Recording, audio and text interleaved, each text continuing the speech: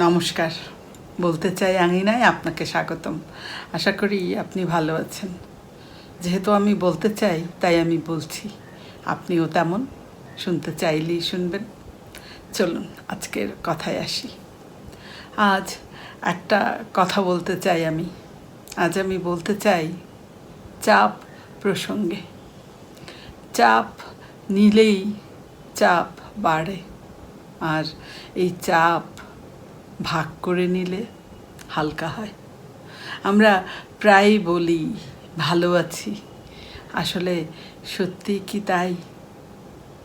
অনেক সময় আমরা মনের ভেতরে অনেক কিছু চেপে রাখি, সেগুলো মুখে বলার বা প্রকাশ করার সাহসী হয়তো পাই না।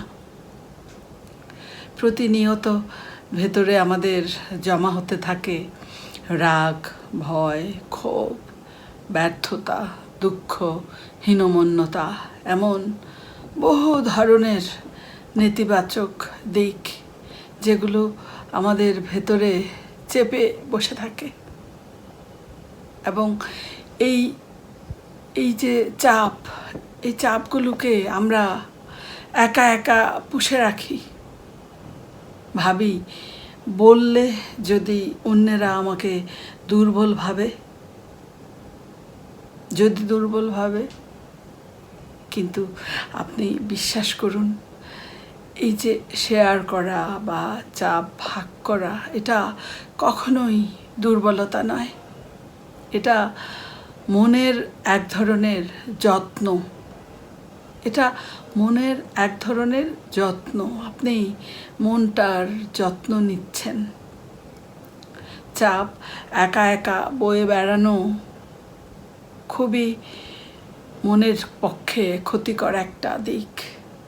আপনি চাপকে যদি পুষে রাখেন তাহলে সেটা বিষ হয়ে যায় এবং আমাদের শারীরিক ও মানসিকভাবে অনেক ক্ষতির কারণ হতে পারে এই চাপ, যেটা আমাদের ভেতরটাকে ভেঙে দিতে পারে। অথচ যদি আমরা আমাদের এই চাপগুলোকে একটু ভাগ করে নিই, শেয়ার করি কারো কাছে, কেউ যদি একটু শোনে এবং যদি এই কষ্টগুলো কান্না হয়ে বেরিয়ে আসে, বা কেউ যদি আমাদের কাঁধে একটু হাত রাখে, তাহলে এই চাপ অর্ধেক হয়ে যায়। এই চাপ কমানোর বা ভালো থাকার গোপন সূত্র আছে একটা। আপনি যদি বলেন যে শুনবে,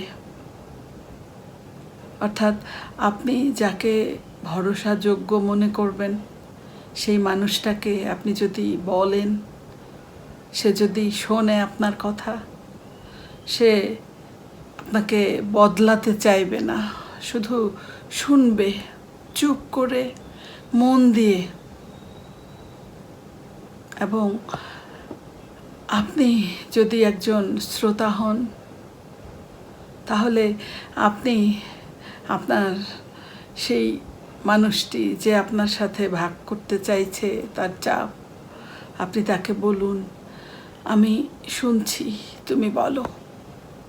তাহলে এই যে এই চাপ, এটা অনেক হালকা হয়ে যায়। একটা বাস্তব গল্প বলতে চাই। আজকে এই চাপ বিষয়ে কথা বলতে গিয়ে একটা মুখ আমার মনের মধ্যে বারবার ভেসে উঠছে। সঙ্গত কারণে আমি ওর নাম বলতে পারছি না। আমার এক বন্ধু, আমার এই বান্ধবীটি স্বভাব ছিল তার, সে ছিল প্রচণ্ড হাসি খুশি এবং প্রাণবন্ত একজন মানুষ। আমরা সবসময় ওকে দেখে উজ্জীবিত হতাম। একদিন আমি রুমে ঢুকলাম, একসাথে আমরা হোস্টেলে থাকতাম। রুমে ঢুকলাম, দেখলাম ও উদাস হয়ে বসে আছে। আমি ওর পাশে বসলাম, বসে ওকে জিজ্ঞেস করলাম, তোর কি কিছু হয়েছে? আমাকে কি কিছু বলতে চাস? আমি দেখলাম ওর ভেতরের কষ্টগুলো হুড়মুড়িয়ে কান্না হয়ে বেরিয়ে আসলো। একটা মানুষের বাইরে দেখে তার ভেতরটা যে বোঝা যায় না, সেদিন আমি বুঝেছিলাম। ওর এমন এক অভিজ্ঞতা, এমন এক কষ্টের কথা আমাকে বলল, আমি হতবাক হয়ে গেলাম। ও একদম ভেঙে পড়েছিল ভেতর থেকে। বিশ্বাসঘাতকতা, মানুষের নিষ্ঠুরতা, মানুষের অন্যায় আচরণে এবং খুব কাছের মানুষের এমন আচরণে সে একেবারে ভেঙে পড়েছিল। সে মনে মনে আত্মহননের চিন্তা করছিল। আমাকে ওর এই আত্মগ্লানির কথা যখন সে বলল, আমি চুপচাপ সবটা শুনলাম হতবাক হয়ে। যখন ওর কথা শেষ হলো, আমি শুধু একটা লাইন বললাম যে এই ঘটনায় তোর তো কোনো দোষ নেই, তাহলে তোর জীবনটা তুই কেন শেষ করতে চাইছিস? সেদিন অনেকটা সময় সে আমার কাঁধে মাথা রেখে কেঁদেছিল। তারপর 2 দিন পর সে আমাকে বলল যে সেদিন ওর কথাগুলো ও যদি আমাকে বলতে না পারতো, তাহলে হয়তো ওর অনেক কিছু হয়ে যেতে পারত। এই যে একটা বাস্তব কাহিনী।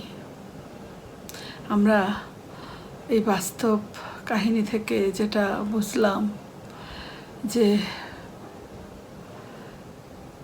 শুধুমাত্র যদি শোনার মতো একজন মানুষ থাকে, তাহলে অনেক বড় বিপদ থেকে আমরা বের হয়ে আসতে পারি। এই বাস্তব কাহিনী থেকে আমরা শিখলাম যে কারো মনে কি চলছে সেটা বাইরে থেকে দেখে বোঝার উপায় নেই। আমরা দেখলাম যে কেউ যদি সাহায্য চায়, তাহলে তাকে সাড়া দেওয়া উচিত। আর এটাও শিখলাম, যদি আমাদের নিজেদের মধ্যে কোনো কষ্ট থাকে, সেটা নিজের মনের মধ্যে পুষে না রেখে ভাগ করে নেওয়া উচিত। এভাবেই আমরা একে অন্যের কষ্ট, একে অপরের কষ্ট ভাগ করে নিতে পারি। আমরা একে অন্যের কাঁধ হয়ে উঠতে পারি। তাহলেই আমাদের এই পৃথিবীটা হয়ে উঠবে অনেক সহনীয়।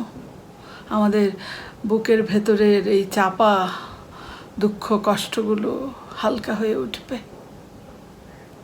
সবশেষে আমি একটা কথাই বলতে চাই, আপনি একা নন। আপনার কণ্ঠস্বরের, আপনার কষ্টের, আপনার গল্পের মূল্য আছে। আপনি বলুন, কেউ না কেউ শুনবে, কেউ না কেউ আপনার সকল কষ্ট, দুঃখ, ব্যথা বুঝবে। আপনি শুধু চুপ করে থাকবেন না, আপনি বলুন। এবং বললেই আমরা হালকা হতে পারবো। আপনাকে ধন্যবাদ এতক্ষণ ধৈর্য সহকারে আমার কথাগুলো শুনবার জন্য। যদি আপনার মনে হয় এই কথাগুলো দরকারি, তাহলে শেয়ার করে ছড়িয়ে দিতে পারেন এবং সাবস্ক্রাইব করে বলতে চাই এর পাশে থাকুন, কারণ আমি বলতে চাই। আপনারা ভালো থাকুন, সুস্থ থাকুন। শুভরাত্রি।